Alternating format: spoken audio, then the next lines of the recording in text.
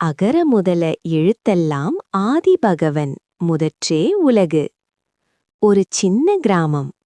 அங்க குட்டி பையன் கண்ணன் தினமும் பள்ளிக்கு போகும் முன் மரத்தடியில் உட்கார்ந்து இன்று நல்ல நாளா இருக்கணும்னு மனசுக்குள்ள நினைப்பான்.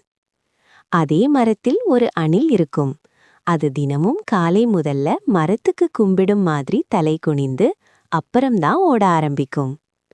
அணிலே, நீ தினமும் ஏன் இதே மாதிரி ஆரம்பிக்கிற? எல்லாமே நல்லபடியா நடக்கணும்னா முதல்ல நல்ல எண்ணத்தோட ஆரம்பிக்கணும். ஒரு நாள் கண்ணன் கவனிக்காம மரத்திலிருந்து விளைந்த பழம் அணில் மேல் விழப்போகுது. உடனே கண்ணன் கத்துறான், அணிலே கவனமா! அணில் தப்பிக்குது. இருவரும் சிரிக்கிறாங்க. நல்ல மனசோட ஆரம்பிச்சதால தான் எல்லாம் நல்லபடியா முடிஞ்சது போல. இந்த திருக்குறளின் பொருள்: இந்த உலகில் எதையும் ஆரம்பிக்கும்போது முதலில் ஆதி, நல்ல எண்ணம், நல்ல வழி, இறை நினைவு இவைகளை நினைச்சு ஆரம்பிச்சா அந்த காரியம் நிச்சயமா நல்லபடியா நடக்கும். நல்ல ஆரம்பம் நல்ல முடிவை தரும்.